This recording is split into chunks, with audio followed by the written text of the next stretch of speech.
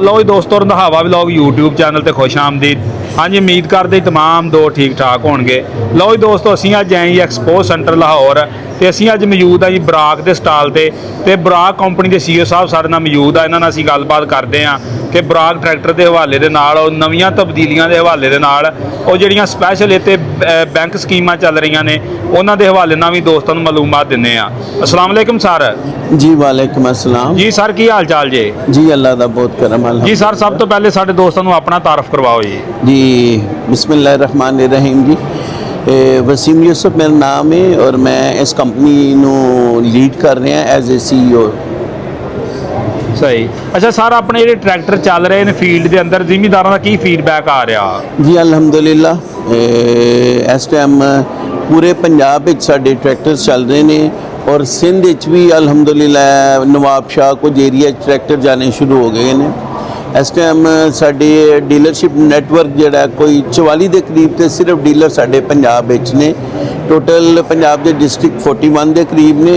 ਇਹਦਾ मतलब है हर डिस्ट्रिक्ट साढ़े मिनिमम एक डीलर मौजूद है और इस तरह हर जगह के उत्ते ट्रैक्टर भी चल रहा है और फार्मर ਨੂੰ ਅਸੀਂ आफ्टर सेल सर्विस भी दे रहे हैं।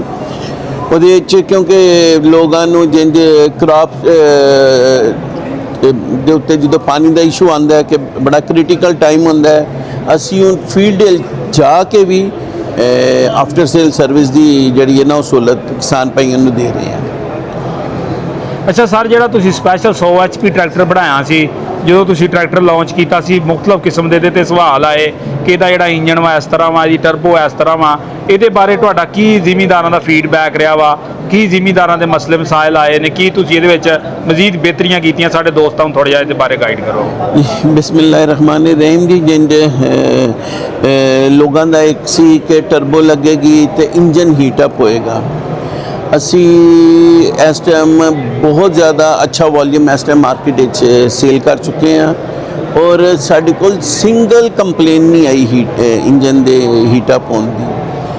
ਉਹਦੇ ਬਾਵਜੂਦ ਅਸੀਂ ਇਹਦੇ ਅੰਦਰ ਕਈ ਚੀਜ਼ਾਂ ਜਿਹੜੀਆਂ ਨਾ ਮਜ਼ੀਦ ਚੇਂਜ ਲੈ ਕੇ ਆ ਰਹੇ ਹਾਂ। ਜਿਹੜਾ ਹੁਣ ਅਸੀਂ ਨਵਾਂ ਮਾਡਲ ਇੰਟਰੋਡਿਊਸ ਕਰਵਾ ਰਹੇ ਹਾਂ B4100 ਸਪੈਸ਼ਲ। ਉਹਦੇ ਅੰਦਰ ਜਿਹੜੀ ਅਸੀਂ ਸਿਰਫ ਇੰਜਨ ਦੇ ਪੁਆਇੰਟ ਆਫ ਵਿਊ ਨਾਲ ਅਸੀਂ ਜਿਹੜੀ ਚੇਂਜਸ ਕਰ ਰਹੇ ਹਾਂ, ਉਹਦੇ ਅੰਦਰ ਅਸੀਂ ਇਹ ਹੀਟ ਐਕਸਚੇਂਜਰ ਐਡ ਕੀਤਾ ਵੇ। ਠੀਕ ਹੈ, ਇਹਦੇ ਨਾਲ ਕੀ ਹੈ 2 ਲੀਟਰ ਇੰਜਨ ਆਇਲ ਦੀ ਕਪੈਸਿਟੀ ਮਜ਼ੀਦ ਵੱਧ ਗਈ ਹੈ। ਠੀਕ ਹੈ, और इस हीट एक्सचेंजर की वजह नाल जिहड़ा टैंपरेचर है 15 डिग्री सेंटीग्रेड मजीद फॉल हो रहा है। और ये फिन्स देखो, ये फिन्स तुसीं जरा इनू लैके आओ। ये फिन्स जिहड़े ने स्पैशल डिज़ाइन ने और यह जिहड़ा पूरा हीट एक्सचेंजर है असी इंपोर्टेड हीट एक्सचेंजर लगाया है। और तुहानू पता है कि एलुमीनियम एक बड़ा अच्छा गुड कंडक्टर है, यानी हीट नू बड़ी जल्दी डिसिपेट करता है, यानी अपने सिस्टम विचों आउट करता है। इसलिए जिंजी इंजन आयल इत्थों एंटर होकर थल्ले तक आंदा है, टैंपरेचर 15 डिग्री सेंटीग्रेड तक थल्ले चला जाता है। ये नाल ऑलरेडी जिहड़ा असी कूलेंट यूज़ कर रहे हैं, इसलिए अलहमदुलिल्लाह इंजन की परफॉर्मेंस होर बेहतर जिहड़ी है ना इंशाअल्लाह मिलेगी। अच्छा सर, हुण इंजन आयल कितना इस दे अंदर चल रहा जी? हुण ਇਹਦੇ ਅੰਦਰ ਪਹਿਲੇ ਅਸੀਂ 10.5 ਲੀਟਰ ਸੀ, ਹੁਣ ਇਨਸ਼ਾਅੱਲਾ 12 ਲੀਟਰ ਦੇ ਕਰੀਬ ਜਿਹੜਾ 12 ਲੀਟਰ ਤੱਕ ਲੈ ਗਏ ਜੀ। ਸਹੀ। ਅੱਛਾ, ਉਸ ਤੋਂ ਪਿੱਛੇ ਸਾਰੇ ਦੀ ਟਰਬੋ ਤੇ ਚੱਲੀਏ। ਟਰਬੋ ਦੇ ਬਾਰੇ ਮਾਲੂਮਾਤ ਦਿਓ ਕਿ ਕਿਹੜੇ ਮੁਲਕ ਦੀ ਇੰਪੋਰਟ ਆ ਔਰ ਕਿੰਨੀ ਹਾਰਸ ਪਾਵਰ ਵਧਾਉਂਦੀ ਆ? ਹਾਂਜੀ, ਇਹ ਟਰਬੋ ਸਾਡਾ ਸੋਰਸ ਦੋ ਤਿੰਨ ਸੋਰਸ ਨੇ ਔਰ ਦੁਨੀਆ ਦੀ ਜਿਹੜੀ ਬੈਸਟ ਟਰਬੋ ਬਣਾਉਣ ਵਾਲੀ ਕੰਪਨੀ ਹੈ, ਅਸੀਂ ਉੱਥੋਂ ਟਰਬੋ ਇੰਪੋਰਟ ਕਰਨੇ ਪਏ ਹਾਂ। और टर्बो की एफिशिएंसी अलहमदुलिल्लाह सुम्मा अलहमदुलिल्लाह लोग जिन्ने भी ने वो कहते हैं जी जदों दी तुसी टर्बो लगाई है साडे इंजन दा जिहड़ा डीजल की कंजम्पशन है ना वो बहुत बेहतर मिलती पई है। 1 एकड़ दे उत्ते जिहड़े लोग आके खुद साडे किसान भाई सानू आके दस के जाते हैं, वो कहते हैं जी 3.5 लीटर के अंदर डीजल जिहड़ा ना साडा ट्रैक्टर इस्तेमाल कर रहे हैं। अच्छा सर, टर्बो लाउन ना पूरा 100 HP ट्रैक्टर पावर कटदा जे? अलहमदुलिल्लाह असी जिहड़े खुद देखने इंजन की, क्योंकि साडा हर इंजन जिहड़ा डैनमो ते चैक हुंदा है। ਕੋਈ ਐਸਾ ਇੰਜਨ ਨਹੀਂ ਜਿਹੜਾ 100 HP ਤੋਂ ਘੱਟ ਜਿਹੜੀ ਹੈ ਨਾ ਹਾਰਸ ਪਾਵਰ ਦੇ ਰਿਹਾ ਹੈ। 101 102 103 ਬਲਕਿ ਅਗਰ ਕਿਸੇ ਨੇ ਇਹਨੂੰ ਕ੍ਰਾਸ ਚੈੱਕ ਕਰਨਾ ਹੋਏ ਤੇ ਇੰਜਨ ਨੂੰ ਕਿਸੇ ਵੀ ਡਾਇਨਾਮੋਮੀਟਰ ਤੇ ਲਾ ਕੇ ਇਹਨੂੰ ਕ੍ਰਾਸ ਚੈੱਕ ਵੀ ਕਰ ਸਕਦਾ ਹੈ। ਟਰਬੋ ਨਾਲ ਜਿਹੜਾ ਹੈ ਨਾ 20 ਹਾਰਸ ਪਾਵਰ ਇੰਕਰੀਜ਼ ਹੁੰਦੀ ਹੈ। ਸਹੀ। ਲੇਕਿਨ 85 ਤੋਂ 20 ਕਰੀਏ ਤੇ ਜਾ ਕੇ 105 ਹੁੰਦੀ ਹੈ। ਲੇਕਿਨ ਅਸੀਂ ਇਹਨੂੰ 100 ਹਾਰਸ ਪਾਵਰ ਡਿਕਲੇਅਰ ਕਰਨੀ ਹੈ। ਸਹੀ।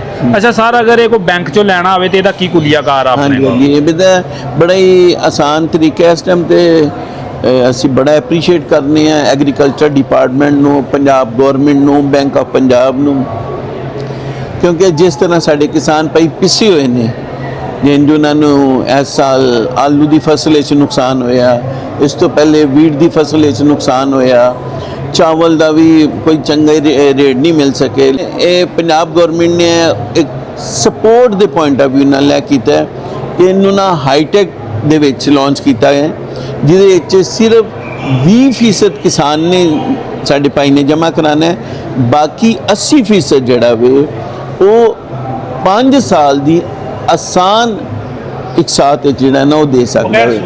ਔਰ ਇਹਦੇ ਉੱਤੇ ਕੋਈ ਸੂਦ ਮੌਜੂਦ ਨਹੀਂ ਹੈ, ਯਾਨੀ ਇਹਦੇ ਉੱਤੇ ਸੂਦ ਜਿਹੜਾ ਨਾ ਉਹ ਜ਼ੀਰੋ ਹੈ। ਔਰ ਇਹ ਇੱਕ ਬੜੀ ਅੱਛੀ ਅਪਰਚੁਨਿਟੀ ਹੈ ਕਿਉਂਕਿ ਮਸ਼ੀਨ ਹੋਏਗੀ ਤੇ ਫਸਲ ਕਾਸ਼ਤ ਹੋਏਗੀ। ਅੱਛਾ ਸਰ, ਉਸ ਦੇ ਅੰਦਰ ਜ਼ਿਮੀਂਦਾਰ ਨੂੰ ਐਡਵਾਂਸ ਕਿੰਨਾ ਦੇਣਾ ਪੈਂਦਾ ਜੇ? ਸਿਰਫ 20%। ਤੇ ਉਹਦੇ ਵਾਸਤੇ ਕੀ ਸ਼ਰਾਇਤਾਂ ਨੇ ਜ਼ਿਮੀਂਦਾਰ ਦੀਆਂ? ਹਾਂ, ਉਹਦੇ ਵਾਸਤੇ ਹੈ ਕਿ ਉਹਦੀ 5 ਏਕੜ ਜਿਹੜੀ ਹੈ ਲੈਂਡ ਹੋਲਡਿੰਗ ਹੋਣੀ ਚਾਹੀਏ, ਜਿਹੜਾ ਕਿ ਕੋਈ ਵੀ ਸਾਡਾ ਜ਼ਿਮੀਂਦਾਰ ਭਰਾ ਜਿਹੜਾ ਹੈ ਨਾ ਉਹਦੀ ਬੜੀ ਆਸਾਨੀ ਨਾਲ ਉਹਦੇ ਕੋਲ ਇਹ ਜ਼ਮੀਨ ਅਵੇਲੇਬਲ ਹੁੰਦੀ ਹੈ। ਫਿਰ ਉਹਦੀ ਉਮਰ ਜਿਹੜੀ ਹੈ ਉਹ 65 ਸਾਲ ਤੋਂ ਘੱਟ ਹੋਣੀ ਚਾਹੀਏ। ਜਿਹੜੀ ਇਸ ਤੋਂ ਪਹਿਲੇ ਸ਼ਰਾਇਤ ਹੁੰਦੀ ਸਨ 55 ਸਾਲ ਦੀਆਂ, ਜਿਹੜੀ ਗਵਰਨਮੈਂਟ ਨੇ ਉਹਨੂੰ 65 ਸਾਲ ਤੱਕ ਲੈ ਗਈ ਹੈ। ਇਸ ਤੋਂ ਇਲਾਵਾ ਉਹਨੇ ਕਿਸੇ ਵੀ ਜਗ੍ਹਾ ਦੇ ਉੱਤੇ ਅਗਰ ਕੋਈ ਗਵਰਨਮੈਂਟ ਕੋਲ ਕੋਈ ਲੋਨ ਲਿਆ ਤੇ ਉਹਦੇ ਵਿੱਚ ਉਹ ਡਿਫਾਲਟ ਨਾ ਕਰੇ। ਇਹ ਸ਼ਰਾਇਤ ਨੇ ਗਵਰਨਮੈਂਟ ਦੀਆਂ, ਔਰ ਇਹ ਮੇਰਾ ਨਹੀਂ ਖਿਆਲ ਕਿ ਕੋਈ ਮੁਸ਼ਕਲ ਸ਼ਰਾਇਤ ਨੇ, ਕਿਉਂਕਿ ਹਰ ਲੋਨ ਦੀ ਕੁਝ ਨਾ ਕੁਝ ਤੇ ਮਿਨੀਮਮ ਰਿਕੁਆਇਰਮੈਂਟ ਨੂੰ ਪੂਰਾ ਕਰਨਾ ਹੁੰਦਾ ਹੈ ਤੇ ਇਹ ਬੇਸਿਕਲੀ ਗਵਰਨਮੈਂਟ ਦੀਆਂ ਰਿਕੁਆਇਰਮੈਂਟ ਨੇ ਬੇਸਿਕ। ਇੱਕ ਮਿਸਾਲ ਦੇ ਦਿੰਦਾ ਜੀ, ਅਗਰ ਅਸੀਂ ਯਾਨੀ ਮਸ਼ੀਨ ਹੈ 40 ਲੱਖ ਰੁਪਏ ਦੀ ਤੇ ਇਹਦਾ 8 ਲੱਖ ਰੁਪਇਆ ਬਣੇਗਾ, ਅਗਰ 41,51,000 ਹੈ ਤੇ ਕੋਈ 8.5 ਲੱਖ ਦੇ ਅੱਗੇ ਪਿੱਛੇ ਦੀ ਅਮਾਊਂਟ ਬਣੇਗੀ। ਯਾਨੀ ਜੋ ਵੀ ਅਮਾਊਂਟ ਹੈ, ਕਿਉਂਕਿ ਡਿਫਰੈਂਟ ਮਾਡਲਸ ਨੇ ਸਾਡੇ, ਯਾਨੀ 2 ਵੀਲ ਡਰਾਈਵ ਹੈ, ਫਿਰ ਉਸ ਤੋਂ ਬਾਅਦ ਸੁਪਰ ਐਚ ਹੈ, ਇਸੇ ਤਰ੍ਹਾਂ 4 ਵੀਲ ਡਰਾਈਵ ਹੈ। ਤੇ ਜਿਹੜੇ ਵੀ ਟਰੈਕਟਰ ਹੋਏਗਾ, ਜਿਹੜੀ ਉਹਦੀ ਪ੍ਰਾਈਸ ਹੈ ਉਹਦਾ 20% ਜਿਹੜਾ ਨਾ ਉਹਨੂੰ ਜਮ੍ਹਾਂ ਕਰਾਉਣਾ ਪਏਗਾ। ਅਸੀਂ ਇਹ ਬੇਸਿਕਲੀ ਅਗਰ ਤੁਸੀਂ ਐਵੇਂ ਜ਼ਰਾ ਪਿੱਛੇ ਆਓ ਤੇ ਇਹ ਅਸੀਂ ਇੱਕ ਚੀਜ਼ ਲਿਖੀ ਹੋਈ ਹੈ, ਟੇਲਰ ਮੇਡ ਡਿਜ਼ਾਈਨ। ਇਹ ਬੇਸਿਕਲੀ ਇਹ ਕਨਸੈਪਟ ਹੈ, ਜਿਵੇਂ ਤੁਸੀਂ ਕਿਸੇ ਦਰਜੀ ਕੋਲ ਜਾਂਦੇ ਹੋ ਤੇ ਦਰਜੀ ਨੂੰ ਜਾਂਦੇ ਹੋ, ਤੁਸੀਂ ਸ਼ਲਵਾਰ ਕਮੀਜ਼ ਬਣਵਾਉਣਾ ਚਾਹੁੰਦੇ ਹੋ, ਤੁਸੀਂ ਕਹਿੰਦੇ ਮੈਨੂੰ ਪਾਕਟ ਚਾਹੀਦੀ ਹੈ ਇਸ ਜਗ੍ਹਾ ਤੇ, ਮੈਨੂੰ ਸਾਈਡ ਤੇ ਪਾਕਟ ਚਾਹੀਦੀ ਹੈ। ਇਸੇ ਤਰ੍ਹਾਂ ਸਾਡੇ ਕੁਝ ਲੋਕ ਜਿਹੜੇ ਸਾਡੇ ਬੇਲਰ ਯੂਜ਼ ਕਰਦੇ ਨੇ, ਉਹਨਾਂ ਨੂੰ ਬੇਸਿਕਲੀ ਪਿੱਛੇ ਸਪੂਲ ਵਾਲ ਚਾਹੀਦੇ ਸਨ, ਠੀਕ ਹੈ। ਇਸੇ ਤਰ੍ਹਾਂ ਉਹਨਾਂ ਨੂੰ ਪ੍ਰੈਸ਼ਰ ਵੀ ਪਿੱਛੋਂ ਜ਼ਿਆਦਾ ਚਾਹੀਦਾ ਹੈ। ਅਸੀਂ ਕੀ ਕੀਤਾ ਹੈ, ਇੱਕ ਮਾਡਲ ਇੰਟਰੋਡਿਊਸ ਕੀਤਾ ਹੈ 4100 ਪਲੱਸ, ਜਿਹਦੇ ਅੰਦਰ ਅਸੀਂ 4 ਸਪੂਲ ਵਾਲ ਦਿੱਤੇ ਨੇ ਔਰ ਨਾਲ ਉਹਦੇ ਨਾਲ ਇੱਕ ਐਕਸਟਰਾ ਐਕਸਲਰੀ ਪੰਪ ਅਟੈਚ ਕਰ ਦਿੱਤਾ ਹੈ, ਜਿਹਦੀ ਵਜ੍ਹਾ ਨਾਲ ਉਹਦਾ ਜਿਹੜਾ ਵੋਲੀਅਮ ਹੈ ਉਹ 16.7 ਲੀਟਰ ਪਰ ਮਿੰਟ ਤੋਂ ਵੱਧ ਕੇ